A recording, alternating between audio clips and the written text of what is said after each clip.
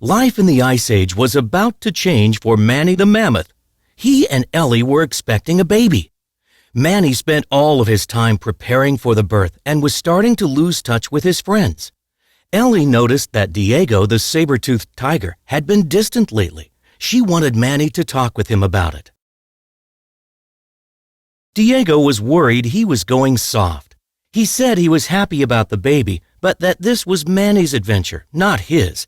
He was thinking of moving on. Manny was offended and hurt. Grumpily, he told Diego to go find some adventure elsewhere. Sid the Sloth tried to get Diego to stay. Whoa, this should be the best time of our lives. We're having a baby, Sid said. Diego insisted that it wasn't their baby, it was the mammoth's. Yeah, but we're a herd, a family, said Sid. Diego convinced Sid that things had changed and it was time for the herd to break up. Sid wandered off dejected. Sid fell into an underground cavern. There he discovered 3 giant eggs. Oh, poor guys. I know what it's like to feel abandoned, he said. But don't worry, you're not alone anymore. Sid rolled the eggs back toward the village, but they got away from him and careened wildly down a hill. He caught up with 2. The third was headed for certain doom until Ellie caught it. Manny said that stealing someone else's eggs and nearly breaking one of them did not show much potential for Sid being a good parent. Sid moped away. No, I get it. I'll take them back, he said. You have your family, and I'm better off alone. By myself. A fortress of solitude.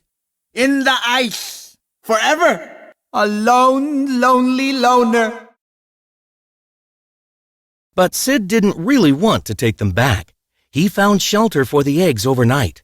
In the morning, they had hatched into 3 baby Tyrannosaurus Rex. The little dinosaurs adored Sid and followed him everywhere. Sid was thrilled. I'm a mommy, he said. Proudly, Sid brought the dinosaurs back to the village, where they wreaked havoc. They destroyed the playground Manny had built. Sid apologized and made the dinos spit out the neighborhood kids they had swallowed. Suddenly, a roar shook the village. The dinosaurs' real mother had followed their trail out of her underground home. Manny and the others had thought dinosaurs were extinct. If so, Manny said, that was one angry fossil. Manny yelled at Sid to give up the hatchlings. This was obviously their mother. Sid was obstinate. Look, these are my kids, and you're gonna have to go through me to get them, he told the dinosaur. Mama Dinosaur simply picked up Sid along with the babies and carried them all off by their tails. On her way back underground, she passed Diego, who recognized Sid and chased after them.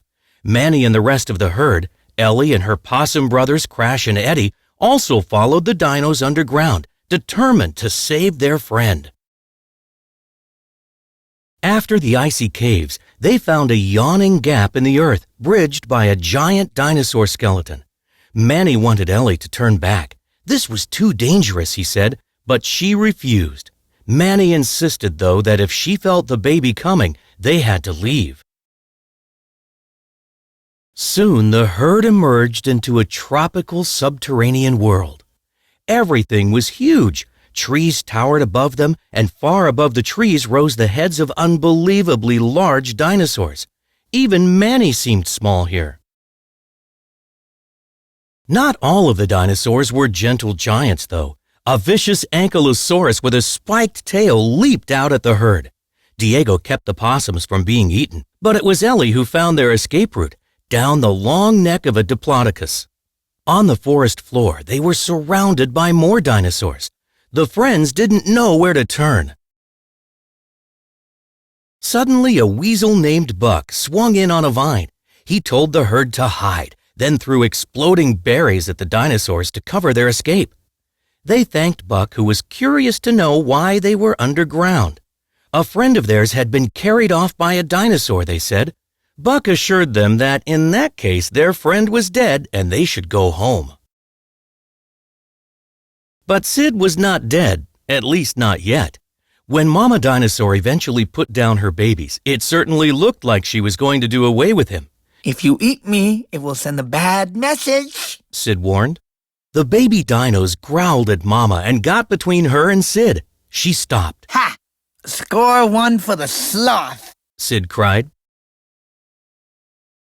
Mama Dino let Sid stay, but they had some disagreements about how to raise the kids. I say they're vegetarian, you say grr. I say, can we talk about this? You say grr. I don't call that communication, Sid complained. Suddenly, Mama heard something and shooed the kids out of the open. What are you afraid of? You're the biggest thing on earth, Sid said. aren't you? Sid grabbed onto her tail and caught a ride. When Mama put the kids in a cave, Sid thought he was going to be left outside alone.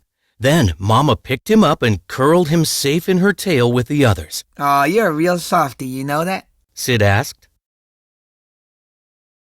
Buck told Manny and the others about his dangerous underground world. Buck was obsessed with Rudy, a gigantic white dinosaur.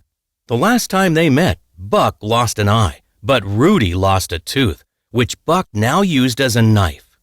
Rudy was the fiercest of all the dinosaurs, but he was not the only danger they might face if they kept following Sid. Manny and the others were not willing to give up yet, especially when Buck admitted he had seen the mama dinosaur carrying their friend toward Lava Falls. It would be a dangerous journey, Buck warned. They would have to go through the jungle of misery, across the chasm of death, to the plates of woe.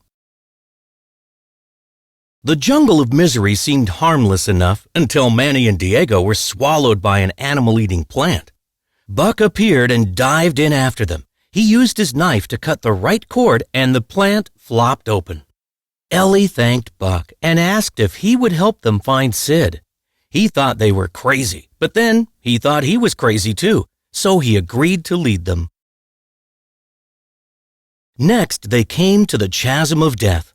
The only way across was a dinosaur skeleton ribcage that traveled back and forth like a gondola on a vine strung over the deep pit.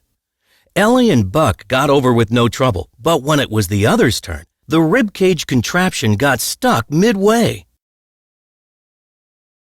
Buck warned everyone to hold their breath. The fumes that rose from the pit were deadly, he said, but soon they could not stand it any longer and breathed in. Everyone started laughing uncontrollably in high, squeaky voices. Buck yelled to them to stop it. The pit was full of skeletons from creatures who had died laughing. Finally, Ellie had to grab the vines and pull the giggling group to safety. At the plates of woe, the group had to separate. Ellie went into labor when she was stuck on a high ledge. Manny and Diego spotted a group of vicious little dinosaurs that were trying to get to her. Manny started to panic, but Diego assured him he had Manny's back. They would protect Ellie together. With Rudy closing in, Buck hatched an insane plan to rescue Sid. He and the two possums dove off a cliff onto the back of a flying pterodactyl. They hunted for Sid, who had been separated from Mama and the little dinosaurs. They spotted Sid on a rock floating down a river of lava toward Lava Falls. As Sid's rock tipped over the falls, he announced, This is the end of Sid the Sloth. But Buck, Crash, and Eddie swooped in at the last possible moment and flew him out. Everyone joined Ellie on the ledge with her newborn daughter, Peaches. Sid cooed over the beautiful baby. She looks just like her mother, he said. Thank goodness. Oh, no offense, Manny. So you're beautiful on the inside. Manny told Sid it was good to have him back.